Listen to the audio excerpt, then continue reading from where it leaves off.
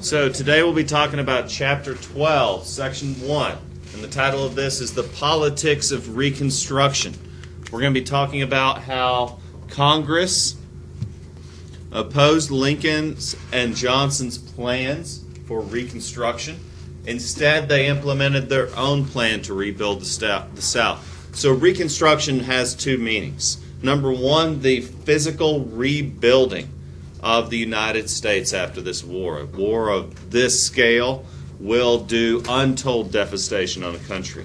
Secondly is the political rebuilding, the bringing back together of a divided nation. How does this work? And we're going to get into some of the details. From this day forward, we declare the land north of the Pascagoula Swamps, south of Enterprise, and east of the Pearl River to the Alabama border to be a free state of Jones. And as such, we do hereby proclaim and affirm the following principles. Number one, no man ought to stay poor so another man can get rich. Number two, no man ought to tell another man what he's got to live for or what he's got to die for. Number three, what you put in the ground is yours to tend and harvest, and ain't no man ought to be able to take that away from you. Number four,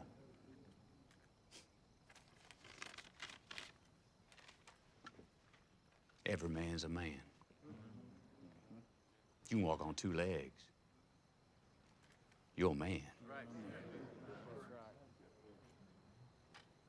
It's as simple as that. So first off, Reconstruction.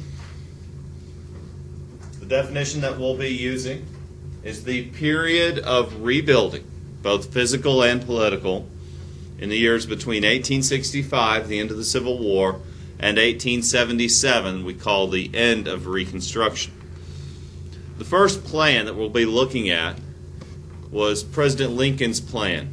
He called it the Proclamation of Amnesty and Reconstruction. That if 10% of a population of any state that rose up against the country, 10% only, if they would swear allegiance publicly to the country, some form of Pledge of Allegiance, they're back in. And that's it. Of course, they would have to adopt the 13th Amendment. They would have to end slavery. But otherwise, they're back in. Now, Charles Sumner and Thaddeus Stevens, leaders of the radical Republicans, members of Congress that wanted to destroy the power of former slaveholders, and they also wanted to give full citizenship as well as the vote to African Americans. These radical Republicans strongly disagreed with Lincoln's plan. They felt it was too lenient. 11 states had committed treason and had cost the lives of hundreds of thousands of Americans. This is still a time where we hang traitors. And yet Lincoln was willing to forgive and forget. But not everyone felt that way. Many wanted this war to be cataclysmic, meaning a great change. Particularly a great change that would benefit former slaves. And so even before Lincoln was assassinated, members of Congress attempted to take over Reconstruction. Even before the Civil War was ended, members of Congress wanted to ensure they would be the ones to oversee Reconstruction, because they wanted to ensure the passage of a 14th Amendment granting citizenship to all blacks. They wanted to ensure the passage of a vote for African Americans. And then finally, they wanted to ensure that slaveholders would not attempt to institute some new form of slavery. And this was called the Wade-Davis Bill. It was going to make Congress responsible for Reconstruction. Lincoln wound up using the pocket veto to kill the Wade-Davis Bill. Essentially, he refused to sign it, and after a period of days, it became null and void. Now, as we learned yesterday, obviously Lincoln was assassinated tragically, and he did not get to live to see Reconstruction complete. His vice president, Andrew Johnson, assumed power, and Johnson proposed his own form of Reconstruction. It was a little stricter than Abraham Lincoln's, but not very much. States must swear allegiance at least 10% once more. States must annul any war debts they had acquired, meaning that Confederate money would now be worthless. And of course, they must ratify the 13th Amendment. And so a little more harsh, but not very much. Johnson had the same vision as Lincoln. He wanted to bring the country back into one, and he was willing to ignore many of the issues that had begun the war in the first place. In fact, his plan did not address voting rights.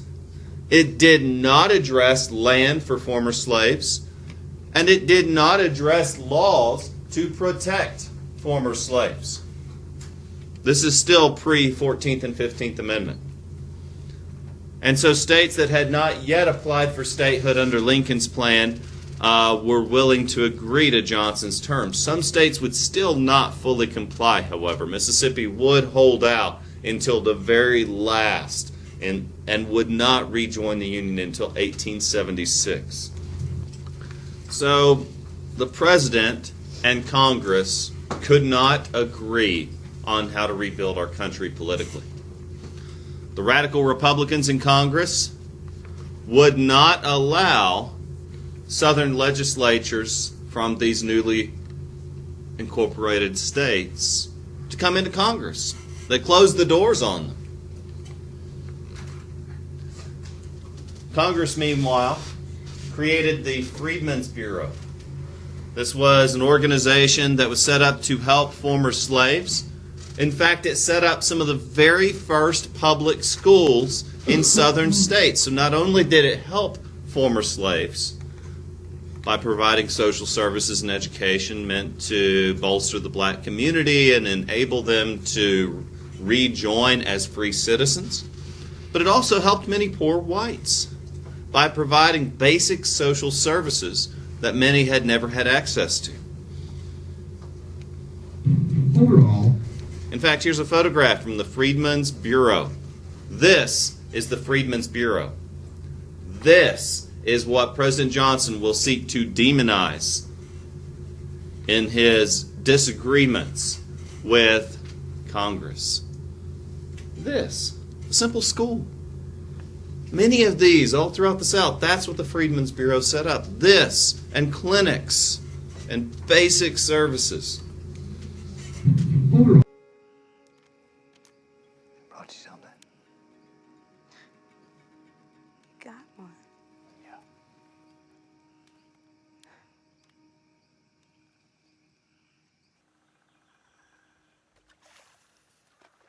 Fact. Fight. Fact. Fight. Fact. Fight. Sounds like a F-Y-T-E. Fight. Fight. Fight. But you got a G right there. But it's a silent G again. The G-H is like silent, like a light, right, Right. a right, Right. slight, Slide. but it's a G-H, and it's silent, and usually you get your... Now, Congress and the President came to a standstill over the issue of Reconstruction. Congress passed the Civil Rights Act of 1866, which would grant citizenship to African Americans, and it would forbid black codes or discriminatory laws.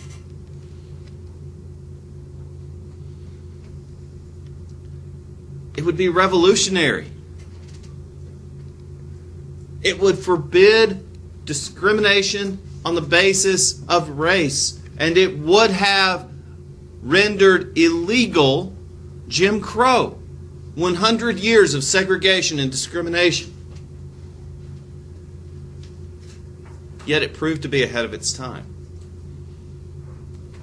These black codes were an attempt to restore many of the restrictions of slavery, setting rules and customs about how blacks were to behave. They were to treat whites as if they were owners.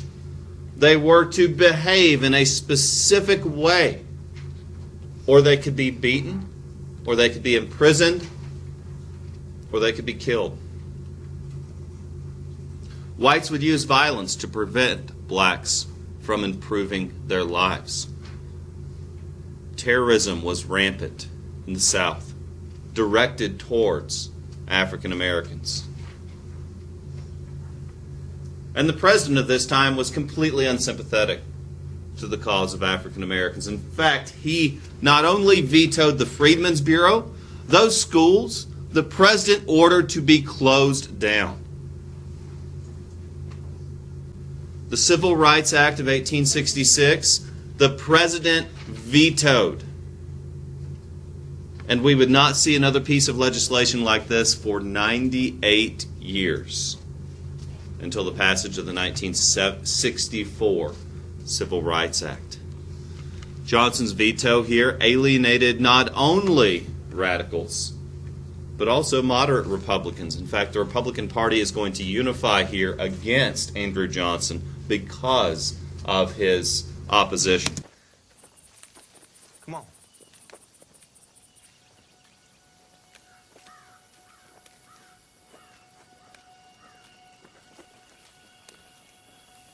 Pop, where you taking Mom? Get back to work.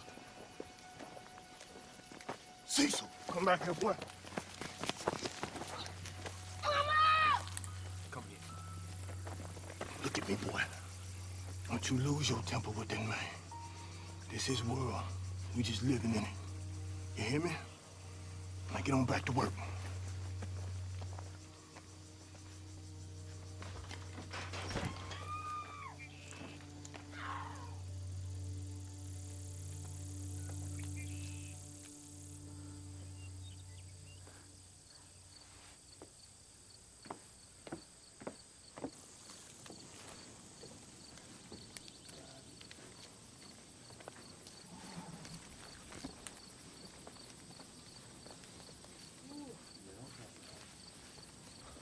Pop, what you gonna do?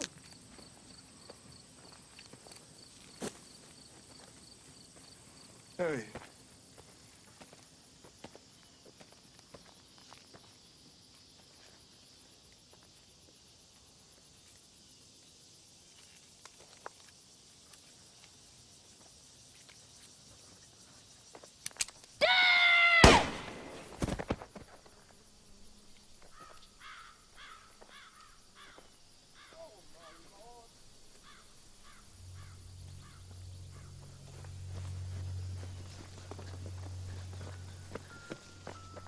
What are you looking at? Huh? Who wants to go next? You get back to work.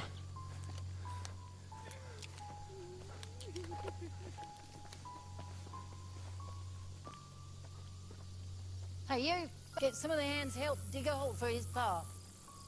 Hurry up.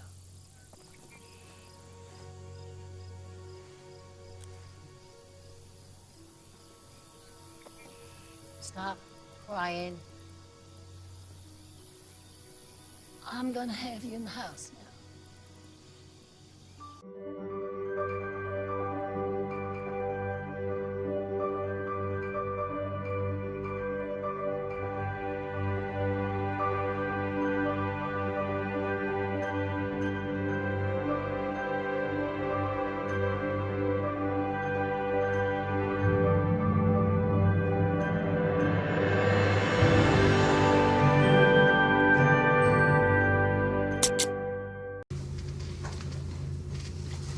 So in mid-1866, Moderate Republicans joined forces with the radicals to override this veto and draft one of my favorite amendments, the 14th.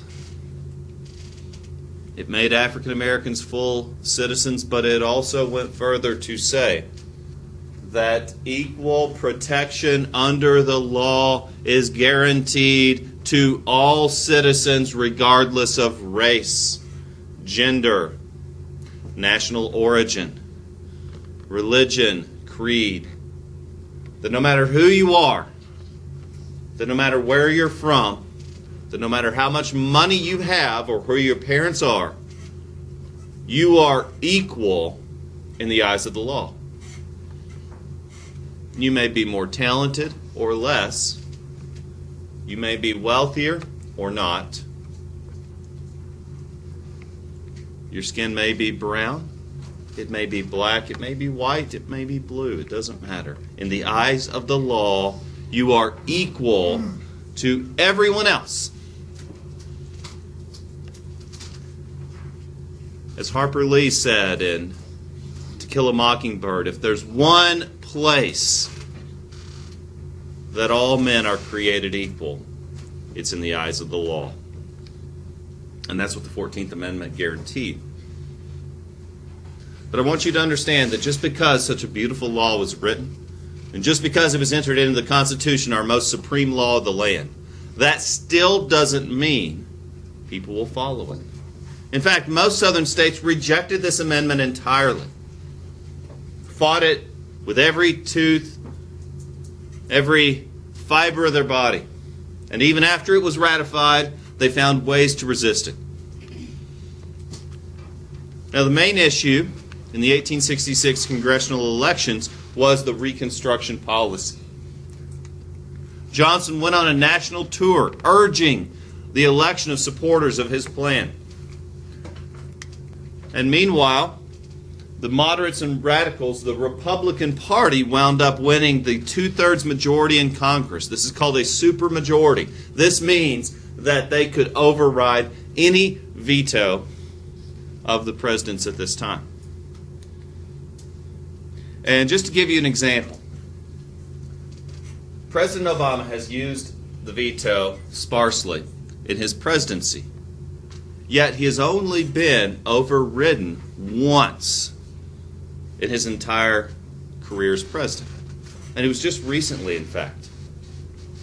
Congress passed a law allowing citizens who were victims of 9/11 to sue the country of Saudi Arabia, who helped finance and sponsor the 9/11 attacks.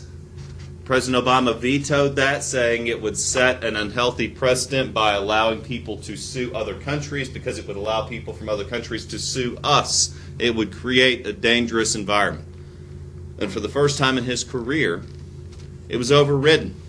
In fact, only one Senate member refused to vote to override his veto, and that was Senate Minority Leader Harry Reid. So that's unprecedented, at least in the past 8 years, because it would take bipartisanship agreement to override a presidential veto at this time. And we know the Republicans and Democrats hate each other. I mean, if you read Facebook or any social media, you know that.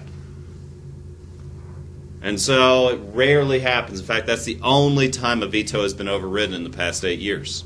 But yet, in Johnson's time, in 1866, we now have a situation where Congress can nullify the power of the President of the United States with a supermajority, and they are certainly going to do so. How can I hold that all men are created equal when here before me stands stinking the moral carcass of the gentleman from Ohio, proof that some men are inferior, endowed by their maker with dim wits, impermeable to reason, with cold, pallid slime in their veins instead of hot red blood.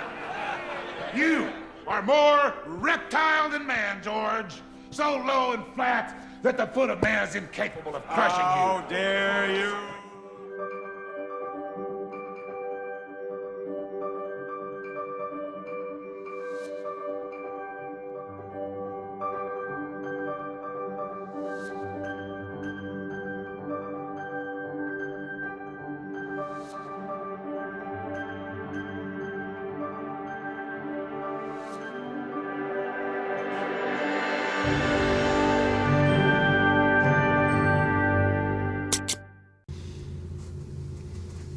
For example, the 1867 Reconstruction Act was going to allow Congress to take over Reconstruction, and it was going to set harsh conditions for re-entry into the Union. The policy that Congress was going to implement was to divide the South into military districts. The military district of North Carolina, no longer the state of North Carolina. The military district of Alabama. Oh, you don't like that? Well, you shouldn't have risen up and taken arms against your country. The military district of the state of Mississippi. Oh, you don't like that? Well, I guess you shouldn't have committed treason. Oh, you don't like that? I guess you shouldn't have enslaved people for 200 years. Maybe take a dose of your own medicine. The military district, led not by governors. No, the South has lost the ability to have a democracy. They failed in that. Now they get the rod. And Congress was going to set harsh conditions for re-entry into the Union. Johnson believed this to be unconstitutional. He vetoed it. Congress said, slap, slap, slap, go away, President. Because they can now override his veto. Because like the man was pointing out, this is not merely a political issue. This is life and death.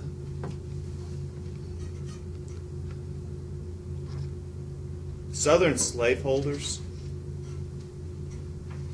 and racist whites in the South were not willing to give up this power they held. And they would not relinquish this power peacefully. And Congress realized this. And Johnson was not enforcing Congress's Reconstruction policy. It is the job of the President of the United States to carry out the laws that are passed by Congress. It is his constitutional duty to enforce the laws of our land. Law enforcement, the police on the streets, are a part of the executive branch of government. And the actions they make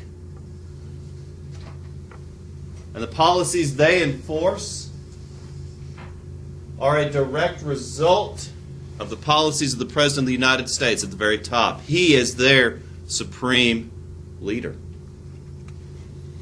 And if a president does not enforce laws, then he sets a precedent of non-enforcement that carries all the way down to the police officer on the street.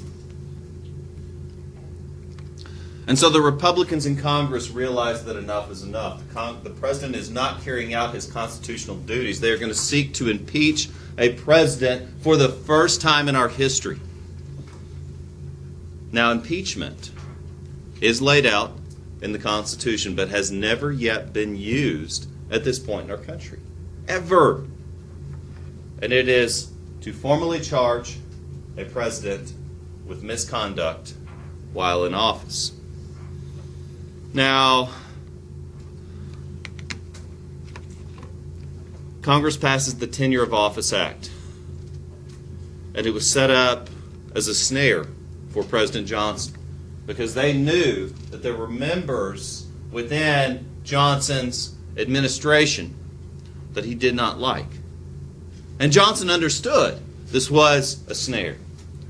But he believed himself to be unstoppable because no one had ever gone as far as to impeach the president. Johnson felt there's no way they're going to pull this off.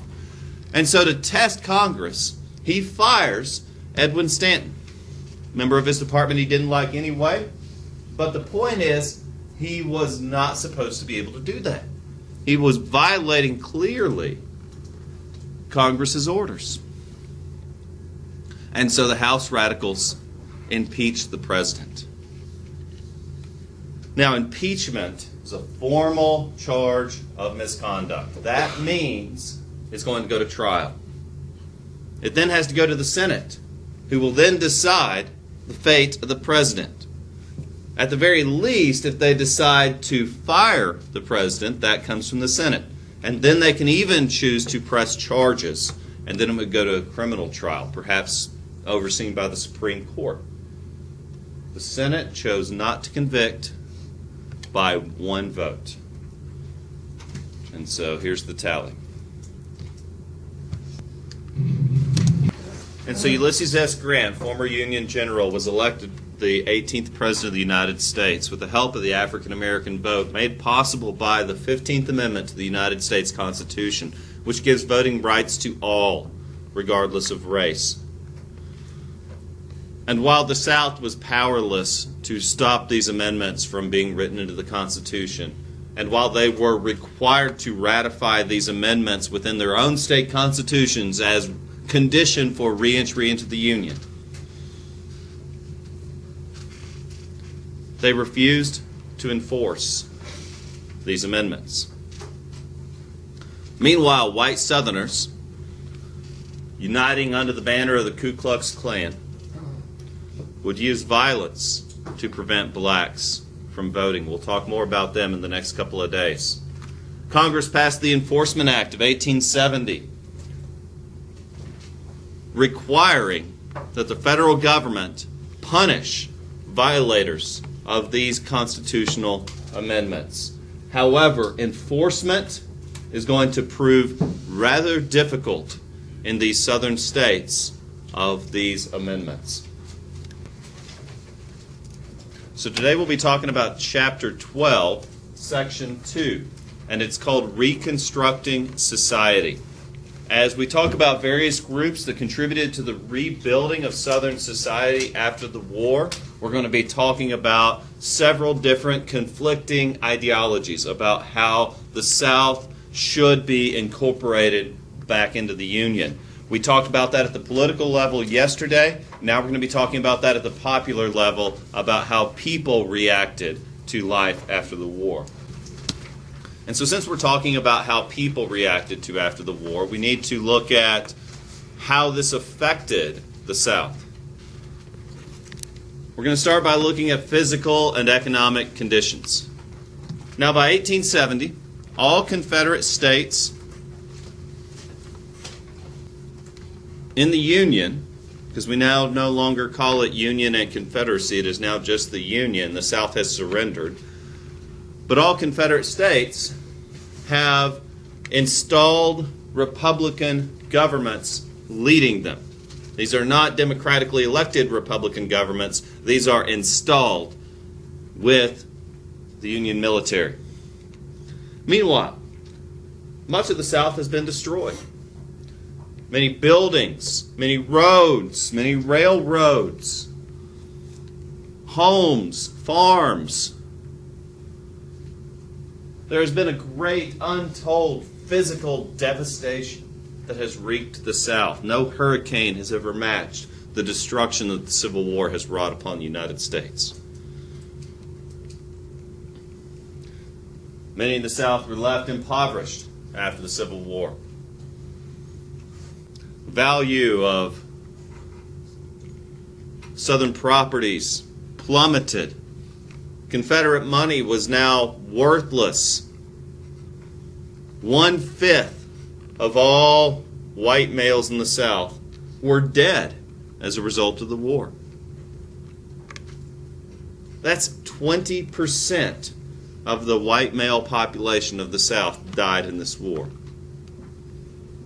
Many countless more had lost limbs. Tens of thousands of black males had died in the South, as well as in the North during the war.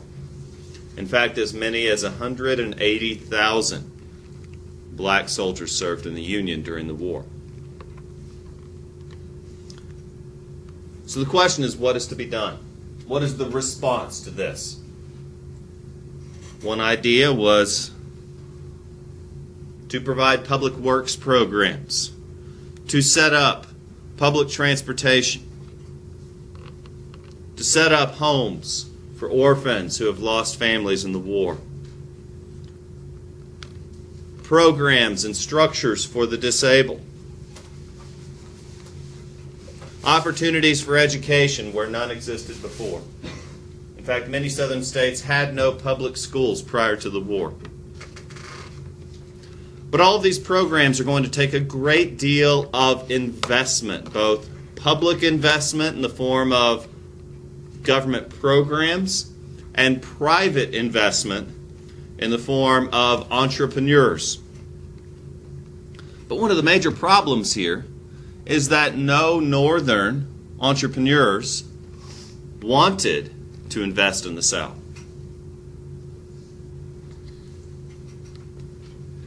And so states were forced to raise taxes within their own communities to raise funds for these programs, because these programs were desperately needed. Roads had to be built. Public schools needed to be established. Orphanages needed to be built. But those programs cost lots of money. And the money is not flowing in naturally.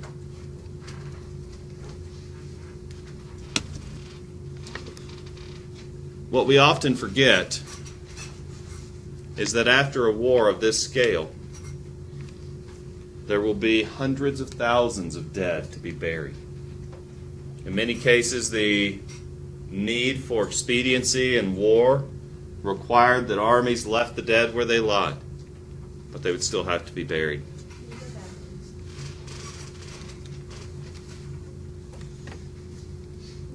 And so clearing the remains of battlefields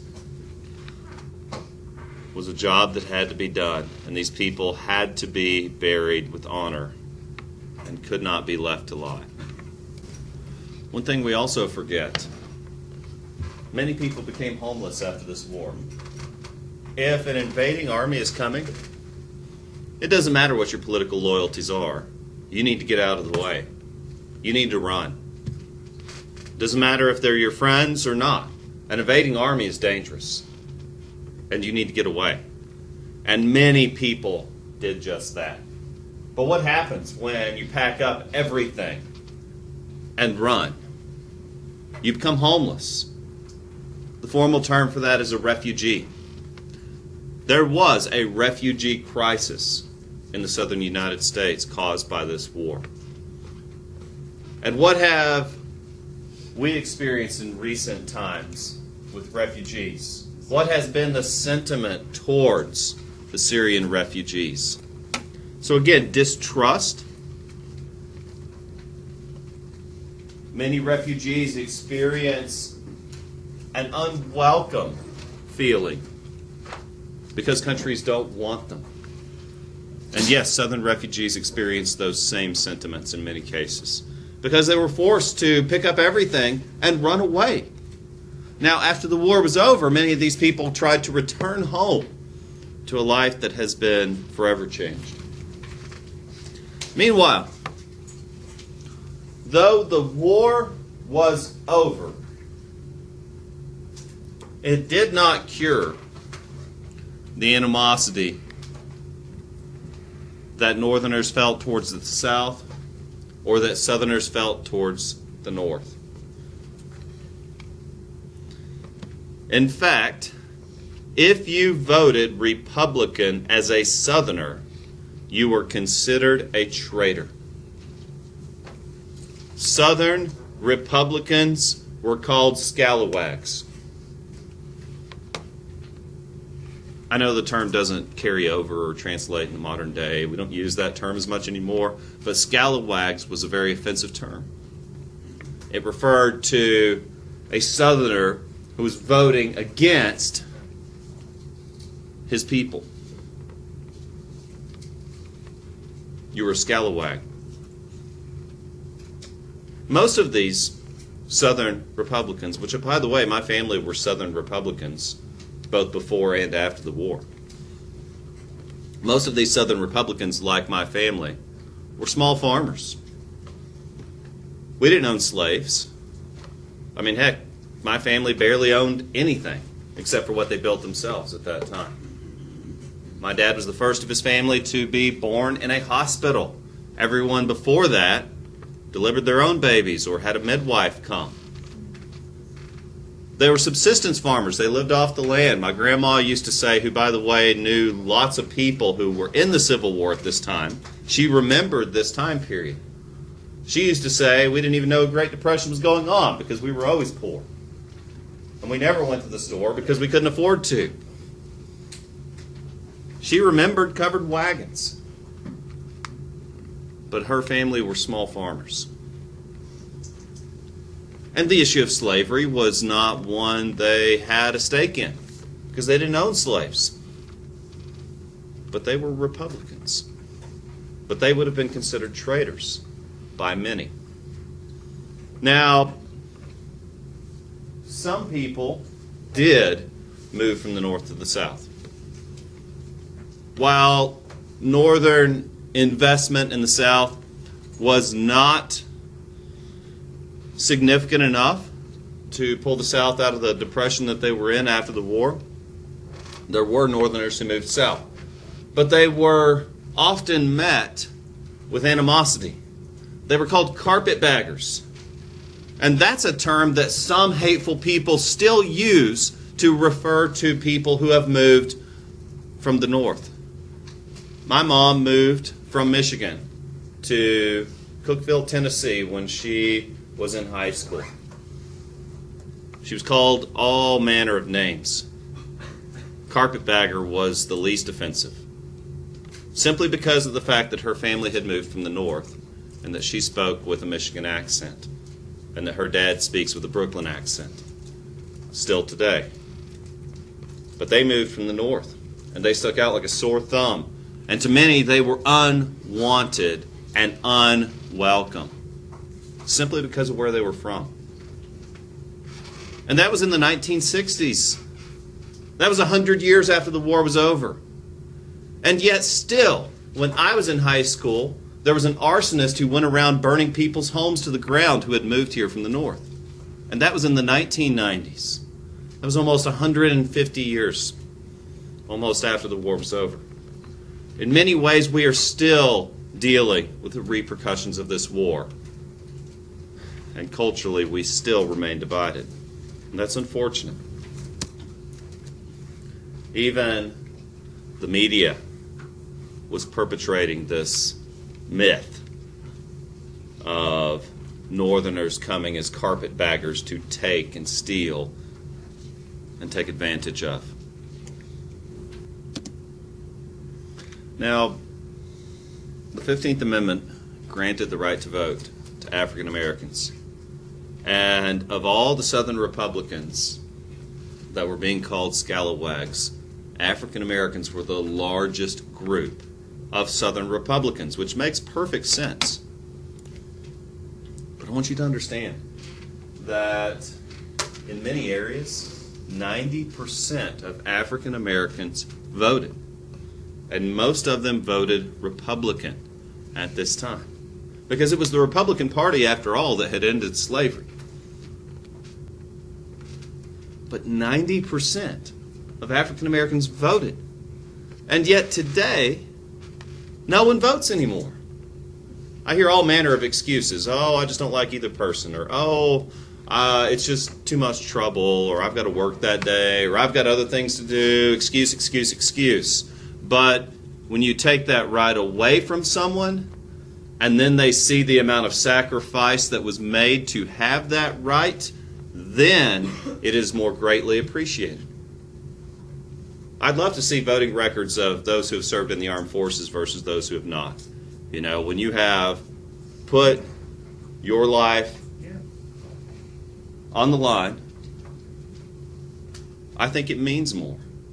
Or when you have, and I do believe, and I don't have data to support that yet, but I'm sure it's out there.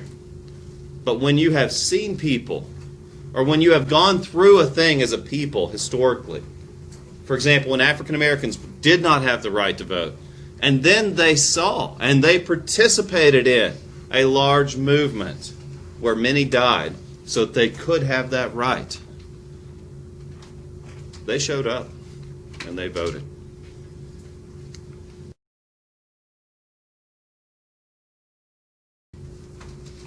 Now, Southern Republicans did not vote Republican out of a deep desire for civil rights for blacks. In fact, many voted Republican because it was in their economic interest for slavery to be ended. Because if you're a poor white farmer in the South and you're trying to make a living, how are you supposed to compete against this large plantation? It's the same small business versus corporation argument. And so not many of these scallywags are voting Republican out of a deep desire for civil rights, except for the African American community. In fact, many poor whites wound up rejoining the Democratic Party.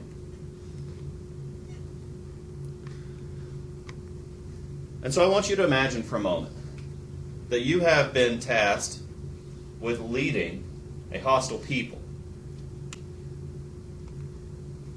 Anybody ever tried to volunteer in a middle school or elementary school? I mean, okay, you have been tasked with leading a hostile crowd. Good luck with that. Everyone should have to experience that at some point in your life. It is a stressful, unpleasant experience. I taught middle school for 1 year. Out of a desire for my own health and safety and sanity, I went to high school immediately. Realized the error of my ways. And then now I have the pleasure of teaching you guys, and it's been a lot of fun. So it's a great pleasure. But I just want you, I think everyone should have to have that experience. The reason I bring that up is because imagine you are one of these Republican military governors of a hostile district. You are now tasked with leading and governing a people that don't want you there. And the only reason you have the power is because you have troops on the ground. If you have family who have served overseas, ask them about their experience of trying to help set up a new government in Iraq or Afghanistan. It doesn't matter what level of command they were in. Anyone who served in Iraq or Afghanistan will tell you it was a difficult experience trying to work with people who don't necessarily want you there. You know, for example, three of my roommates served. One fought in Fallujah. He was a Marine interpreter who would go out on patrols, and his job was to talk to people. He learned Farsi, that's the common language spoken in Iraq. And he said, I would talk to people every day. That's my job. Talk, talk, talk. And people were generally friendly. Most people appreciated what we were trying to do. But generally, Iraq wanted their independence back. They were ready. Even those who were sympathetic to the American cause were ready and wanted us gone. Now try to lead that group. Again, most were pleasant, but there was an insurrection movement. And that's how we are in the South after the Civil War. Most people were peaceful and just wanted to get along. But yes, there was an insurrection group, and we're going to talk about the Klan soon. And so meanwhile, these Republican governors are trying to think, how am I going to get these people to cooperate with anything? And so the strategy used, which is the exact same strategy that we used in Iraq and Afghanistan, was to appoint Democrats to local positions of government, meaning to work with the indigenous, essentially. Because now we have to think of the South as a conquered state. And now we have to go about the process of nation building in the South. Because we've destroyed their government. Now we have to rebuild it. And so one of the tactics used is appoint indigenous leaders. It's something that goes all the way back to colonialism. It's what we used when the British conquered South Africa. They appointed local leaders. And now we're appointing local leaders here. Meanwhile, some whites support Republicans. Many felt that slavery ending was good for the South, like the small farmer I told you about. However, many whites refused to accept the new status of equal rights for blacks. In fact, this just blows my mind. Several thousand planters, the plantation owners, actually fled the country. The very same ones who started this war didn't do so out of deep desire of loyalty for the Confederacy. They did so out of a desire for profit. And when their source of revenue dried up, they took their business to Europe, to Mexico, to Brazil, to places that had not yet outlawed slavery, places that could set up plantations and operate independently. Many went to the Philippines, many went to Hawaii, many went to islands where they could get away with owning slaves. I think that's this. Now, in regards to New Won freedoms, at first, former slaves had to tread very carefully about testing the limits of their freedom. I mean, can you imagine? You know, imagine that you have been a prisoner for 20 years and now you're free. You got to watch Shawshank Redemption sometime. Just an amazing film. Morgan Freeman talks about that experience. He's free now, and he's working. He asks his boss at the grocery store, he says, "Massa, can I use the bathroom now?" And his boss stops him. He said, "Don't call me master. And don't ask me to use the bathroom. Go. You're free. Do what you want to do." But Morgan Freeman had been a prisoner for over 20 years. And he struggled with this newfound freedom. Because he's been told when to go. He's been told where to go all his life. And now he's free. That can be a difficult experience. That's a tough transition. Some former slaves leave the South, and I don't blame them at all. In fact, a great migration begins at this time, where African Americans begin moving north and west in large numbers.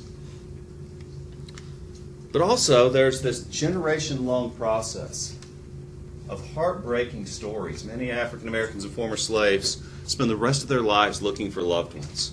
Ads in the paper. I mean, you can go back and study and look at ads in classifieds. Has anyone seen this person? I'm looking for my wife. I'm looking for my father. I'm looking for my son.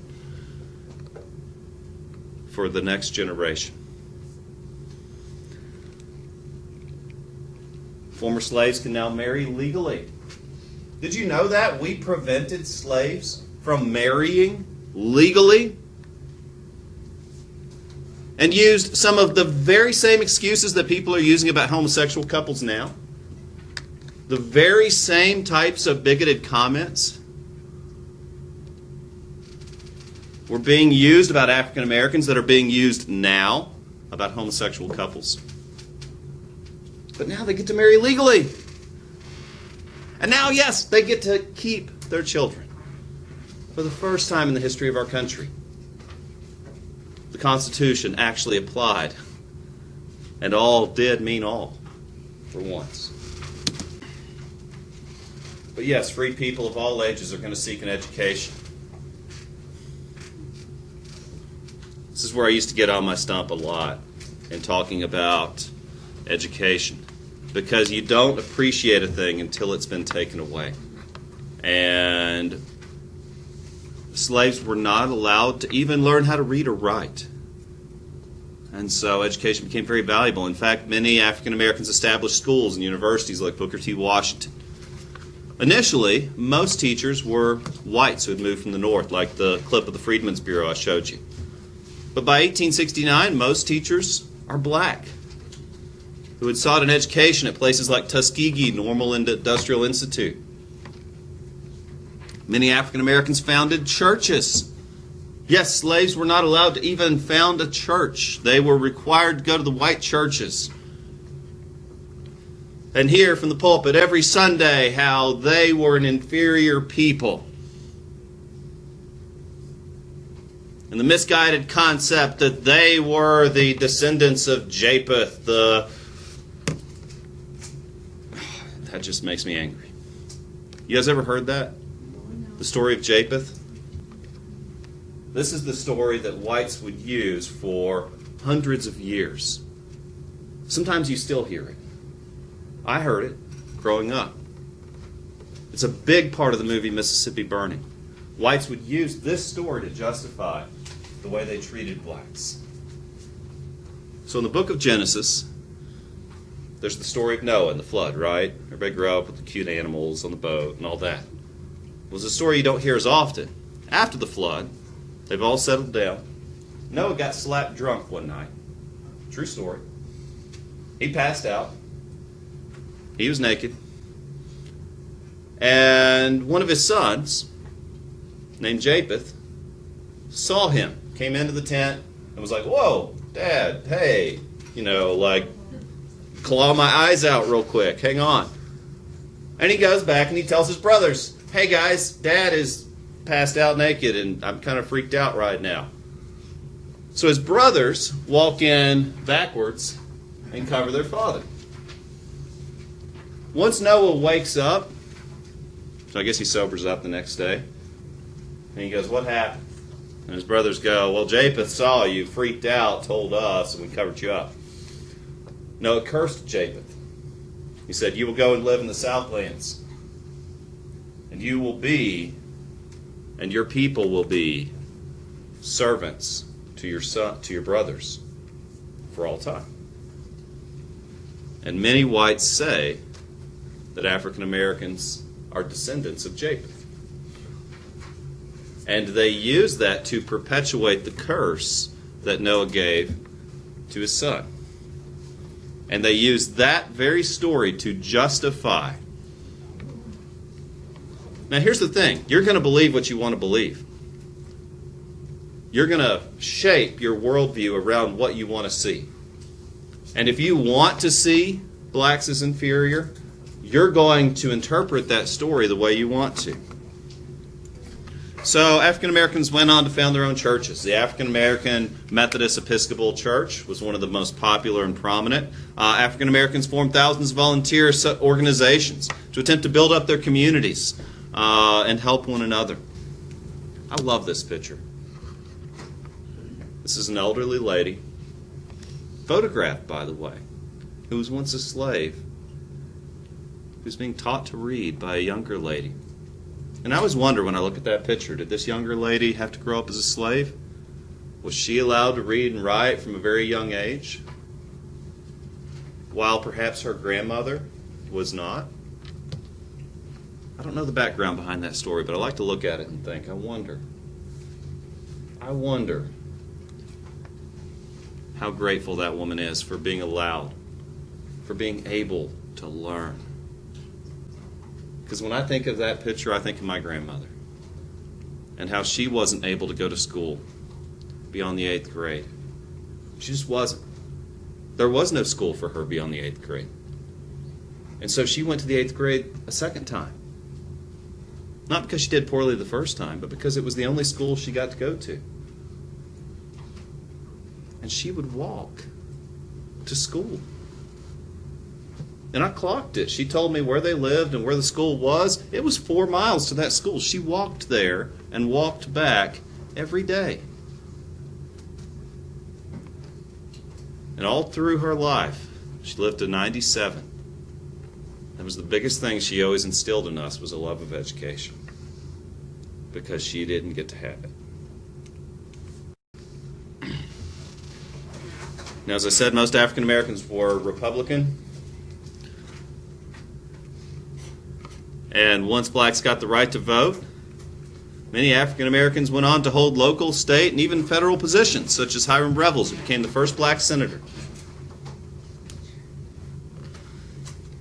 Many states, such as Alabama, or Georgia, or Mississippi, have as many or more black citizens than white citizens.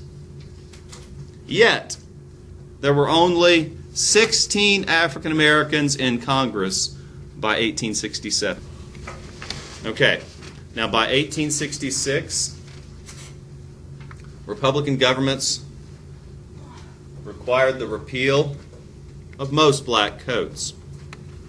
Plessy v. Ferguson in 1896 legalized segregation, though Republican governments never enforced segregation.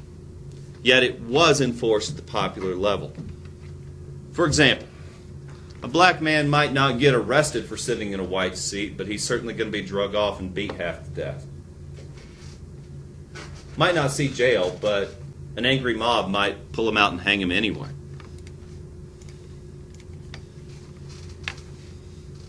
Meanwhile, most blacks focused on building up their own community. The issue of total integration is one that's going to take a long time, but it was not of immediate concern for free blacks.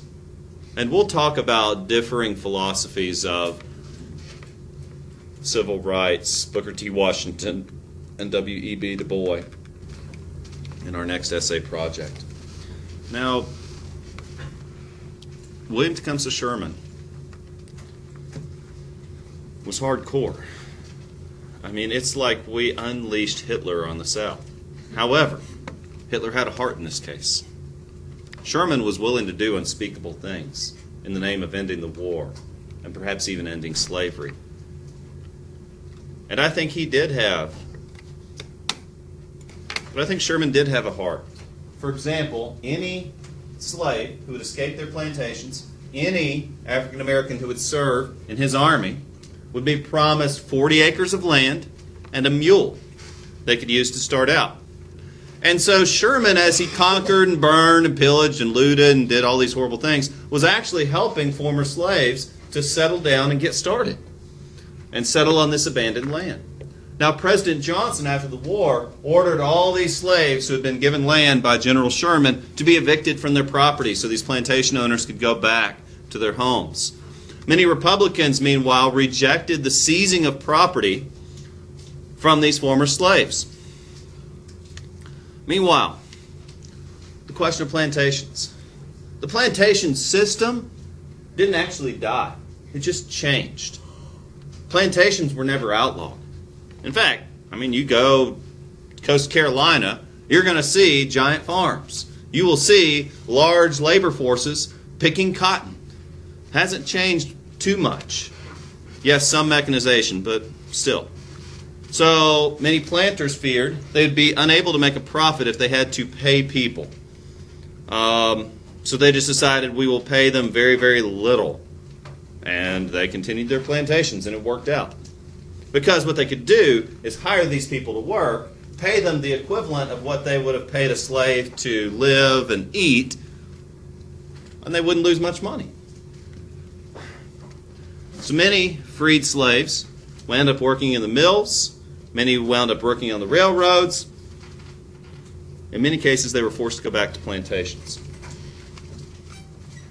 In some cases, landless African Americans would have to sign labor contracts with planters where they would work as de facto slaves, yet they would be paid. It wasn't a very good system, but that was what many desperate freed blacks were forced to do. Some could work as sharecroppers, where they would live on the land in a rent-to-own form of system and pay off their rent to own or their mortgage with their crops. And the idea was that in time, they would own the land they worked on. And so sharecropping. Some argued was a cycle of poverty, that farmers could work the land, they could pay off their mortgage with the value of their crops. However, a bad harvest put them further in debt. And so some argue as a cycle of poverty. Sharecroppers were supposed to have a chance to climb the economic ladder, but by the time they shared their crops and paid their debts, they rarely had any money left. A sharecropper often became tied to one plantation, having no choice but to work until his or her debts were paid.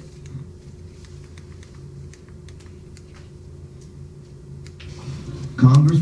Now, unfortunately, cotton was no longer king in the South. Actually, even prior to the Civil War, many European countries had already found cheaper sources of cotton.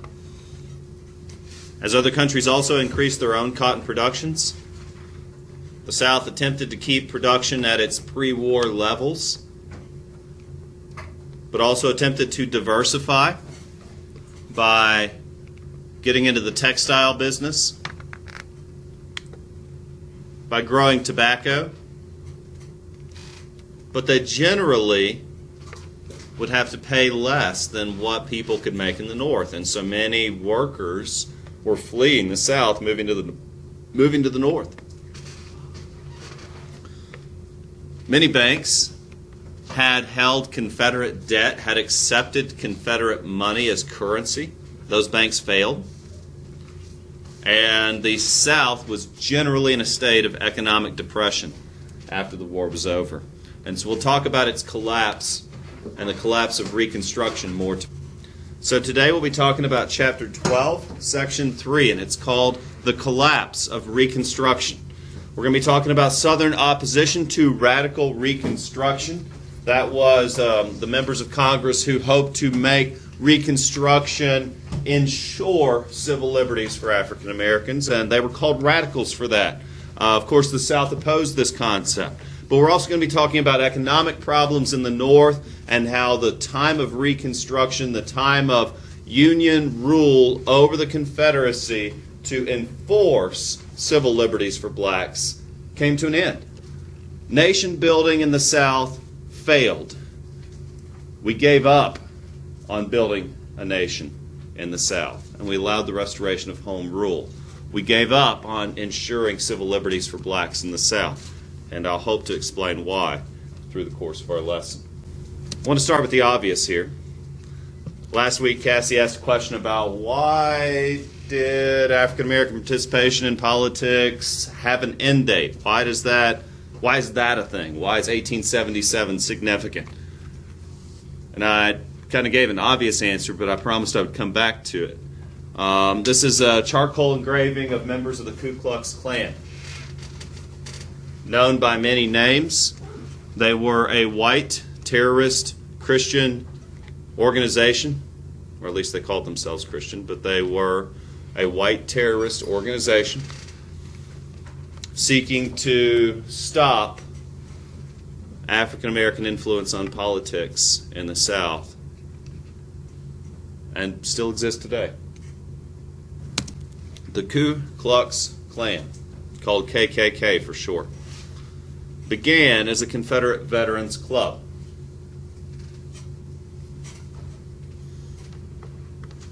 Nathan Bedford Forrest lended his fame to the club by becoming the first official head of this organization.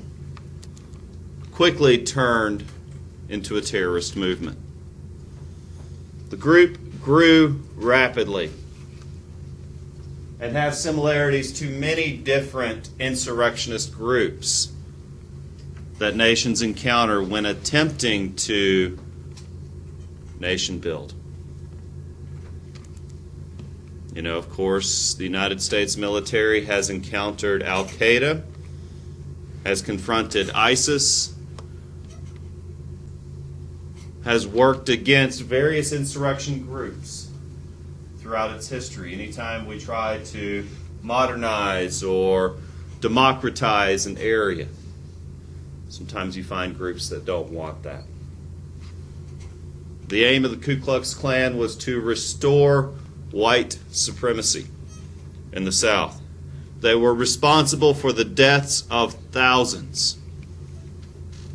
They have been known to burn schools, churches, and families' homes,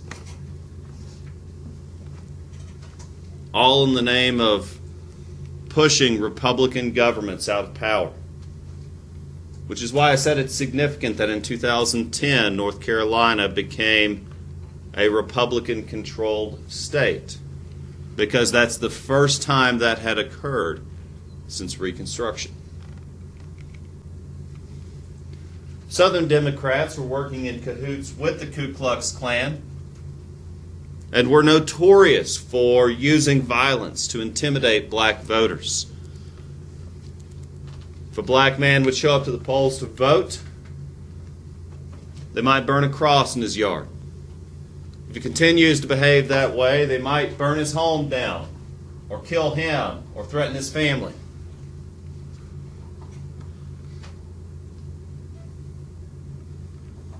And you see, it was difficult for blacks to fight against this because those in the highest positions of power in southern states were members of this organization. And so with the help of the Klan, Southern Democrats, white candidates were able to begin winning state elections in 1875 and 1876.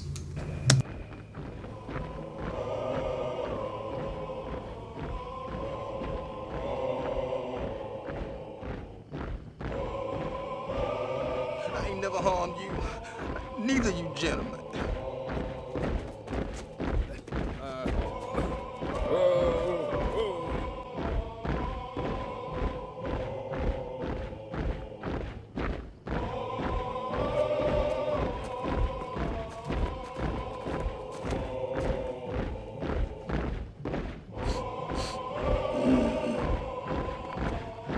I ain't never harmed nobody.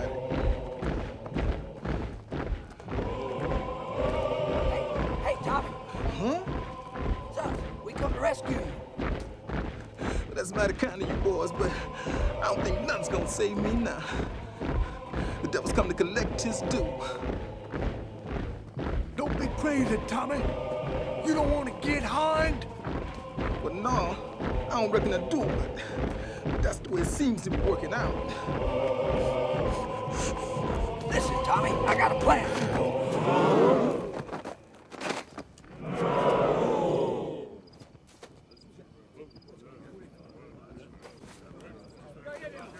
Color guard is colored. Who made them the color guard? Red boys!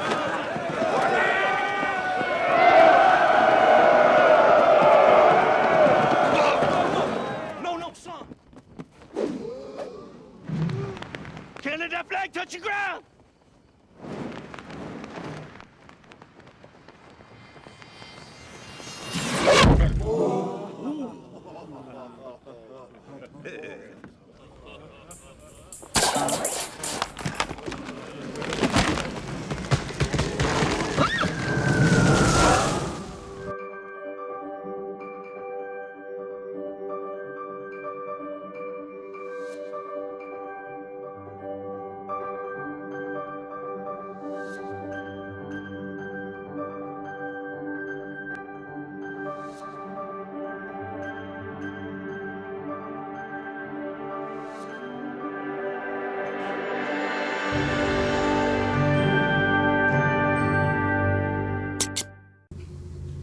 The next picture I wanted to show you is one that people have shot up a bit, it appears.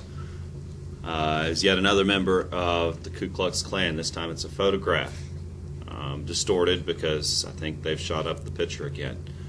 These people would wear masks to hide their identity because they were often important members of the community committing despicable acts that would tarnish their reputation, and so they would protect their identity within this secret society.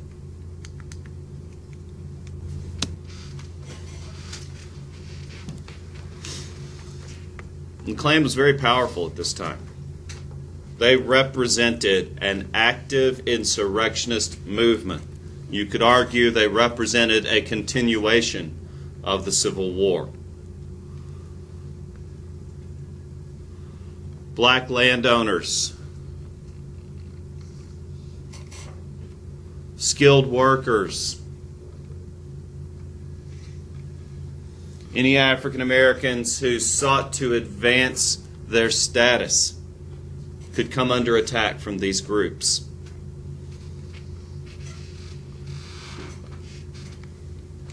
Economic necessity, due to a lack of opportunity, drove many freed blacks back onto the very plantations they had been set free from.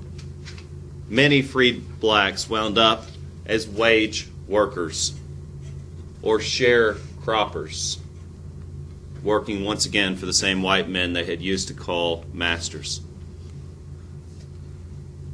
Congress, which had assumed control of Reconstruction, passed the Enforcement Acts in 1870 and 1871.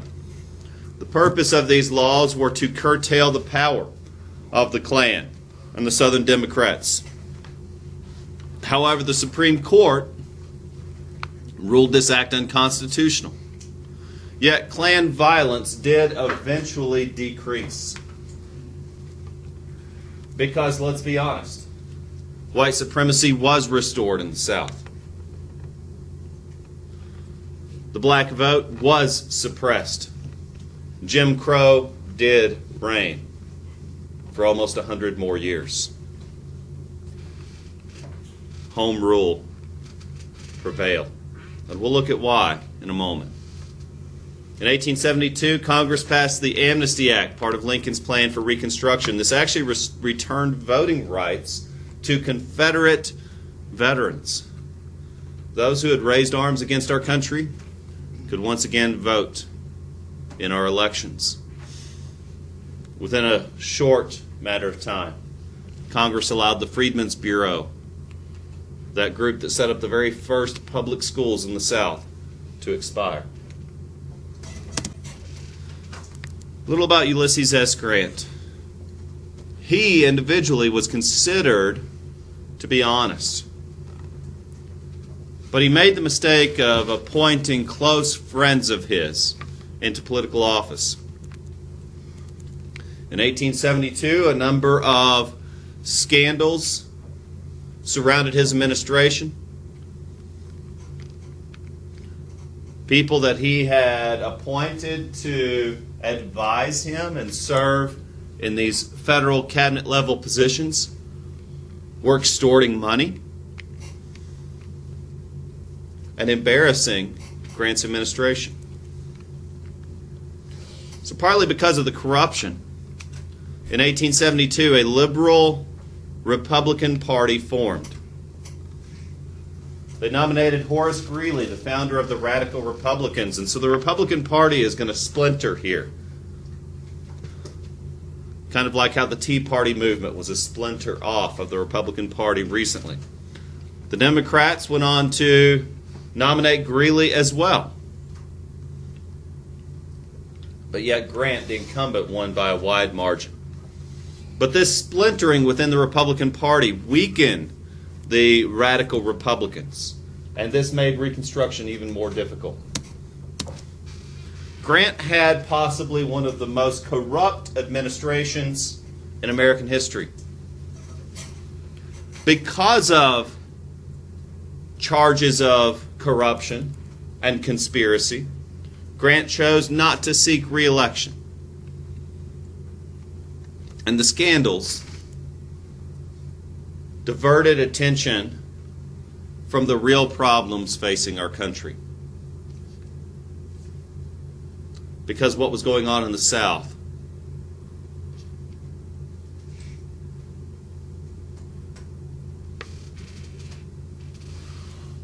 needed the attention of our nation. And these scandals diverted away much of the concern.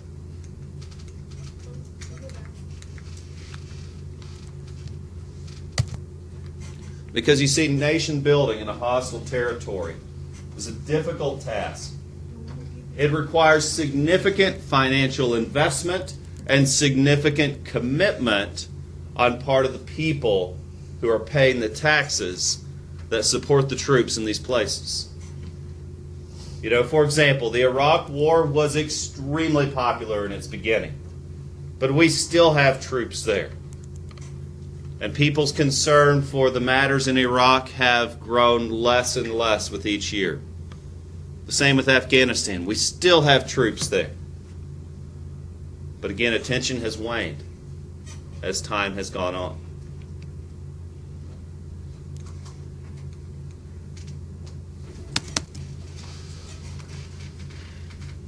See, nation building is a long process. We maintained a troop presence in Japan for almost 50 years. Same in Germany.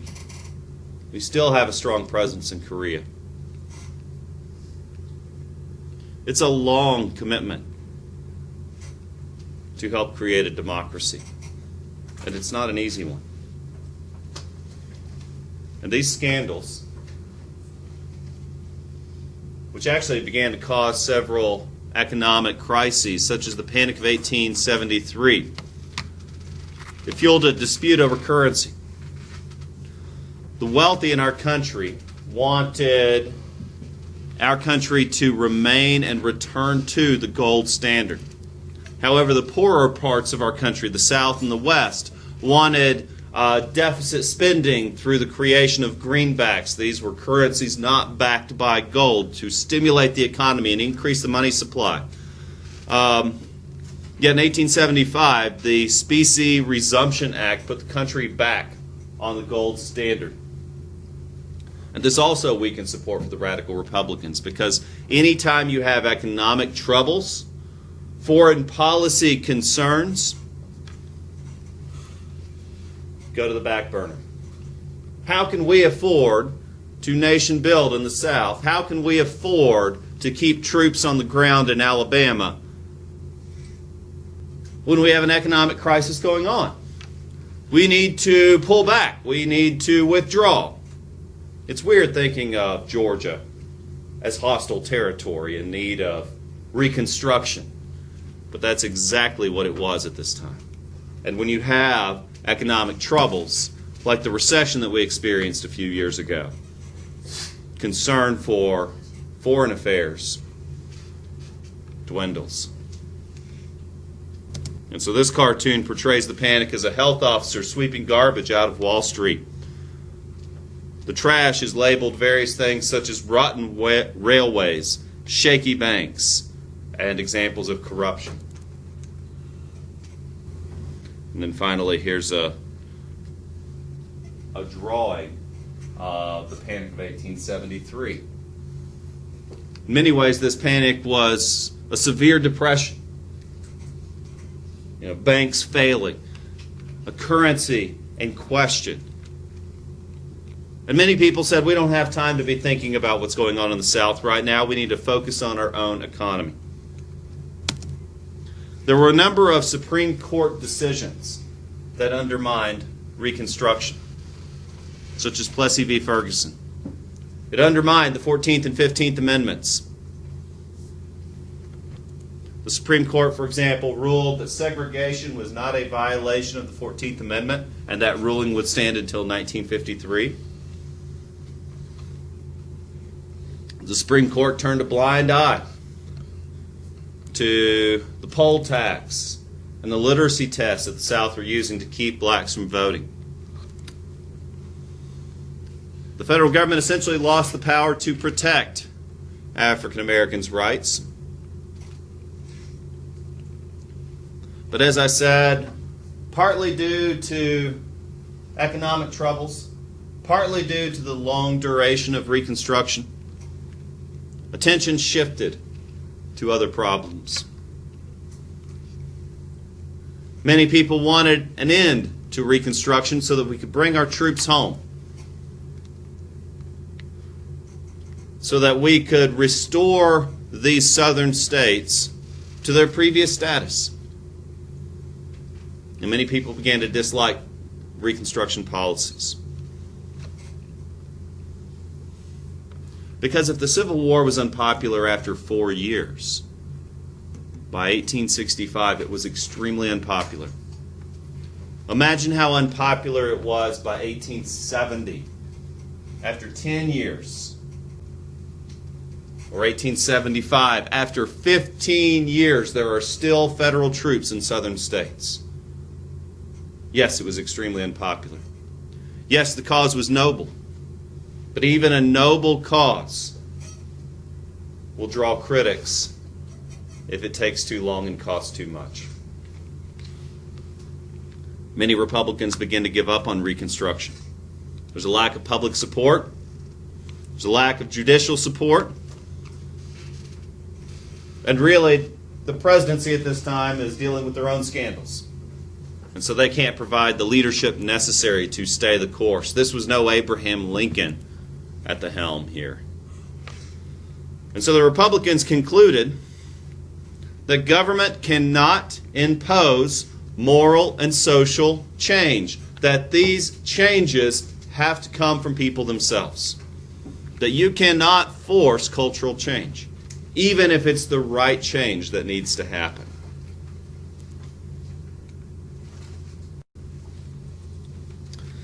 And so,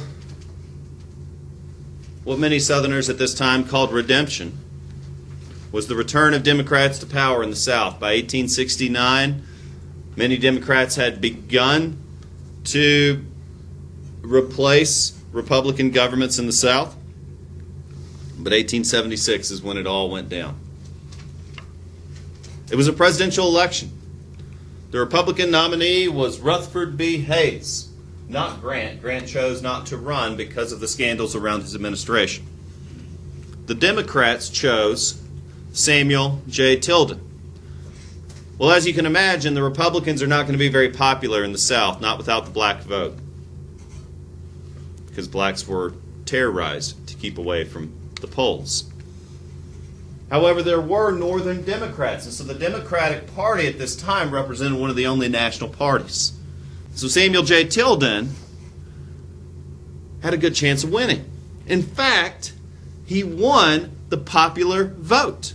More people voted for Samuel J. Tilden than they did Rutherford B. Hayes. But you've never heard of Samuel J. Tilden because even though he won the popular vote, he was one electoral vote shy of winning. Yet, 20 of the electoral votes were in dispute. It was very much like what happened in the 2000 election, where it was too close to call. And so a meeting of party leaders from Republicans and Democrats came together. And behind closed doors, a compromise was reached. Because you see, many Southerners were threatening bloodshed if Tilden, the winner of the popular vote, were not elected president. Many Southerners were threatening violence over that election. And so the Republican Party, in order to stay in power and stay the course of Reconstruction, made a bargain with the Democratic Party. Samuel J. Tilden agreed to accept the outcome of the election, even if it meant he didn't get to be president. In return, Reconstruction came to an end. The troops were called off. Home rule was restored. This was called the Compromise of 1877. Federal troops finally left South Carolina and Louisiana. The federal government actually had to promise funding for a southern railroad and canals. A conservative Southerner was appointed to a cabinet-level position, but this did mean the official end of Reconstruction. And it's shown here as a devil's handshake. And you see a lot of cartoons and critiques of this decision because it was made on the backs of African Americans, because they're the ones who suffered the cost of the restoration of home rule. They're the ones who had been set free only to be ignored and abused. And unfortunately, that's how Reconstruction came to an end. This is home rule. And what that meant was the federal troops were called off. Southern states were left to their own devices to figure out how to live their lives, how to interpret the 14th and 15th Amendments for themselves, how to work their way around the 13th Amendment. But Reconstruction has left an important legacy that we need to understand.